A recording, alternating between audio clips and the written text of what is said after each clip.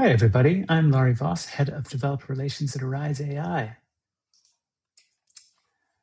Today, I'm going to be talking about evals. Evals are a huge topic, and I'm going to try and cover them in 25 minutes, so we're going to go pretty fast.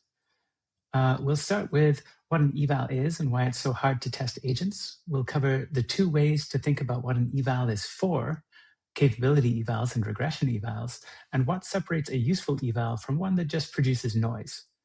Then we'll talk about a thing that most teams skip entirely, validating your evaluator against human judgment. And then we'll close the loop, showing you how to use eval results to actually make your agents better. So let's start with the basics. What is an eval? Evals are testing for AI, and traces are logs for AI. These terms come from the ML world, but if you're more of an engineer, then you'll find testing and logs more familiar terms for what you're doing here. Just like logs record what your server did at runtime, traces record what your AI did. So every agent call, every tool call, every LLM invocation with inputs and outputs at each step. You write tests for your code, or at least I hope you do. Given this input, I expect this output. Evals do the same thing, but for AI outputs that are never the same twice. Traces tell you what happened, and evals tell you whether it was any good. That's your mental model for this video. But of course, the challenge with testing is always persuading developers to do any testing at all. Here's how AI features usually get shipped. You build it, you run a few queries, you ask, does this look right? You say, yeah, that looks good, and then you ship it. Then it fails on inputs you didn't test, and the problem is that you ran it 3 times, and 3 times is not a test suite. The usual fix, which is unit tests, doesn't work here because the same prompt produces different text every run. So 2 responses might both be correct, and there's no expected string that you can assert against.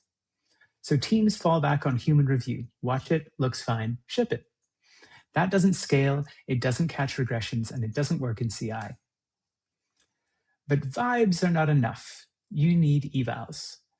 Without evals, you change your system prompt to fix a tone issue, and the tone gets better, but now your agent is hallucinating product features.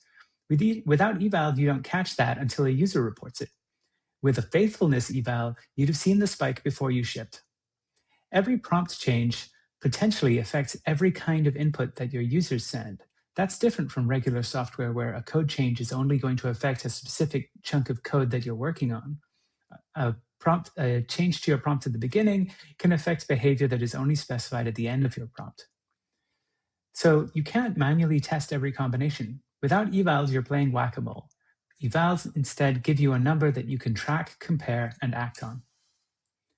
You also can't switch models without evals, and that matters more and more as the field moves fast. Opus 4.7 today, something better next quarter. Without evals, switching means weeks of manual testing. Is it better? Is it worse? Did anything break? You don't know.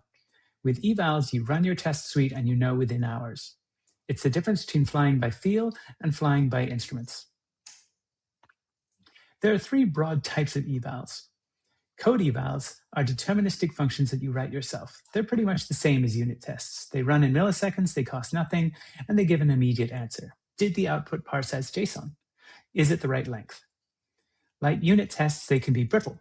2 perfectly correct answers might be worded differently, and a string match won't know that they're both right. The solution to that problem is LLM-as-a-judge evals. In LLM-as-a-judge, a second LLM grades your output against criteria that you write. LLM judges understand meaning, not just strings. So you can ask questions like, is this response factually accurate? Does it stay faithful to the source? Is the tone right for customer service? The trade-off is that LLMs cost money. They're non-deterministic, and they can be wrong, which means that you have to calibrate them. Then there's human evals, actual humans reading data.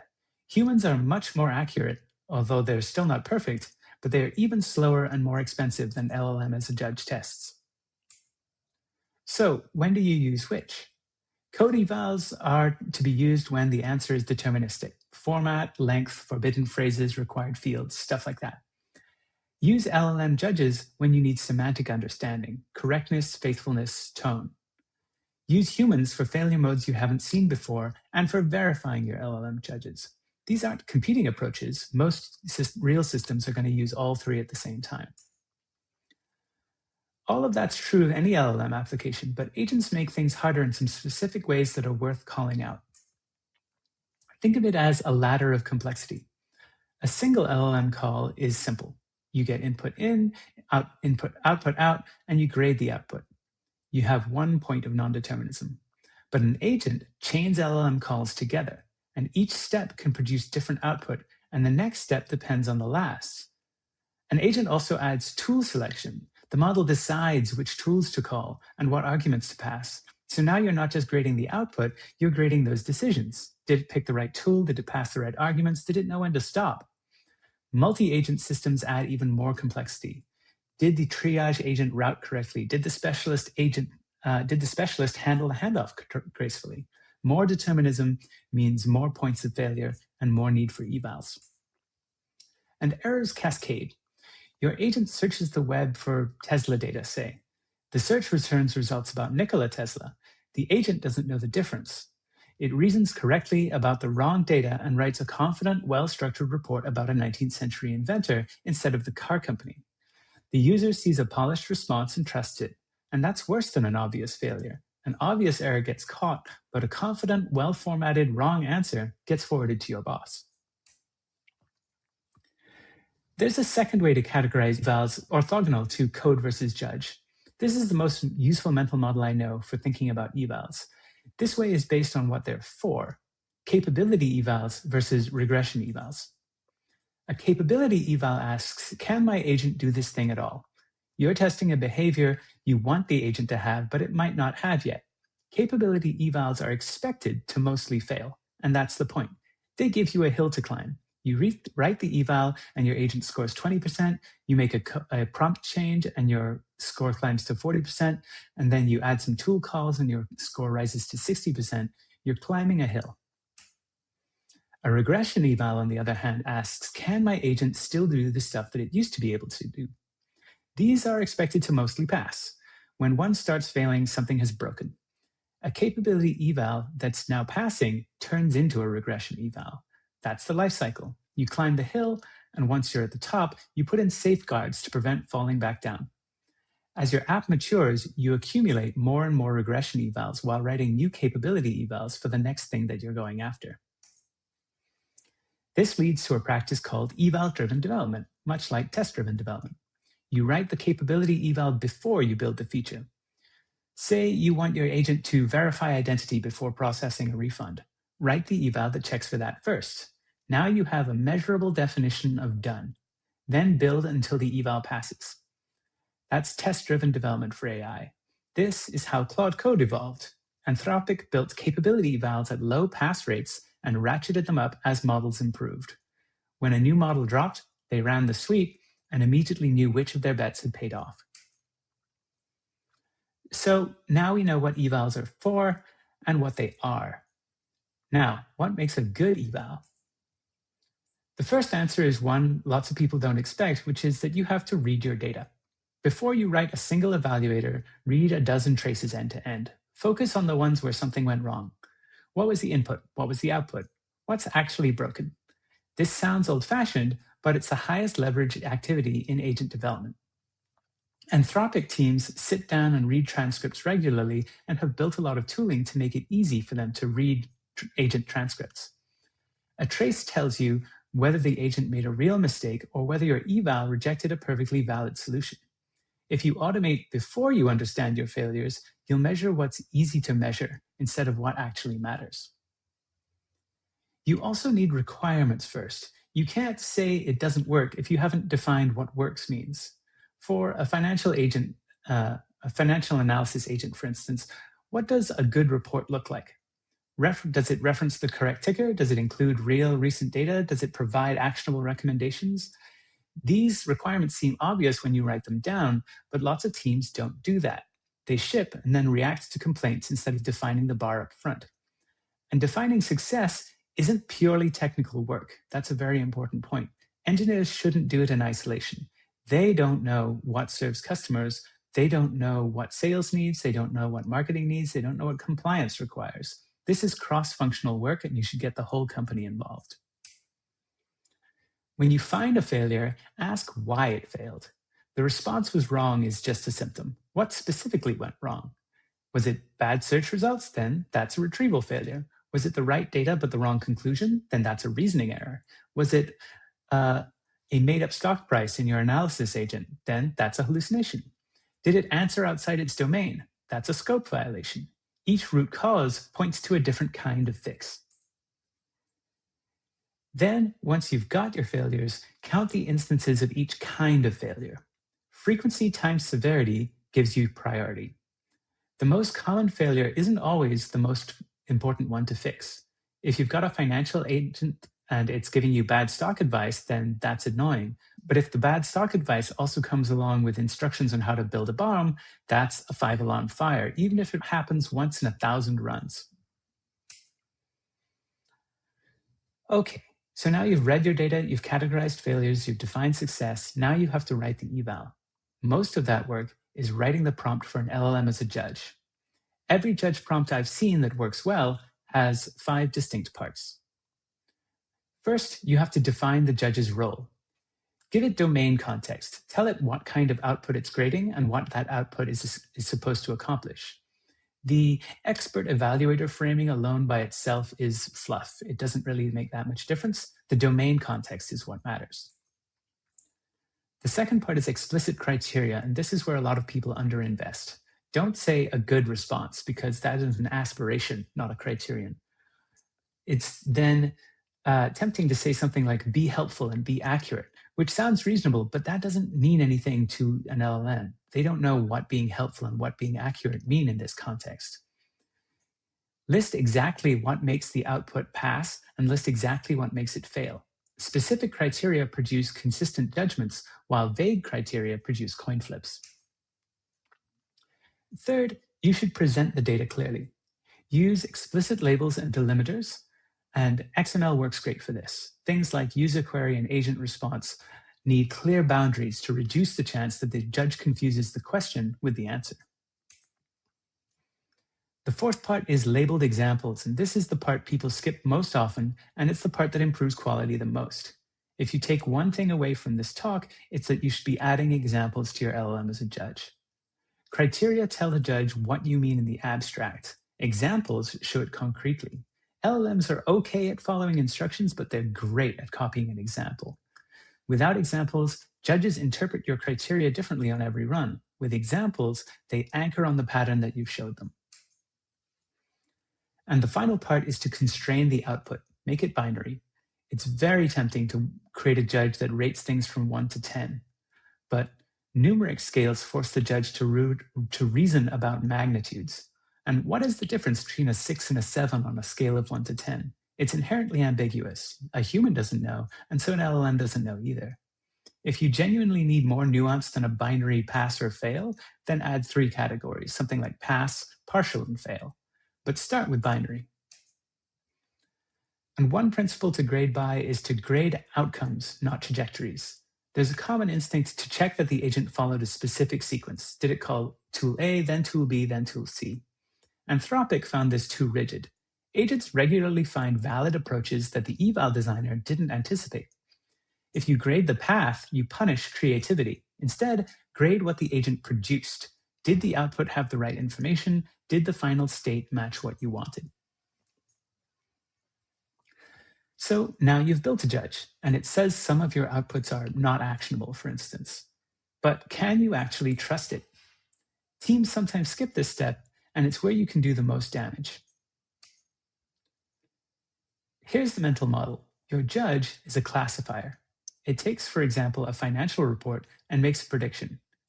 It can say that the report is actionable or not actionable. That prediction can be right or wrong. Just like any classifier, you measure it by comparing predictions against ground truth. And the only ground truth that matters is human judgment. You have to check the judge's homework. Here's what happens if you skip this step. You write a judge prompt, you run it, and scores come back. You change your prompt, and the scores go up, so you ship. But what's actually improving? Is it actually getting better at answering the question for humans, or is it just finding a way to cheat your test? Without checking against ground truth, you can end up tuning your judge prompt until it loves the output, but you've climbed a hill, but the wrong hill. The fix is a golden dataset. Take a sample of your traces, read them, and label each one yourself, or have a domain expert do it. Mark them as pass or fail, actionable or not, whatever your dimension is. This is the encoded judgment of the people who know your domain best. It's a lot of work.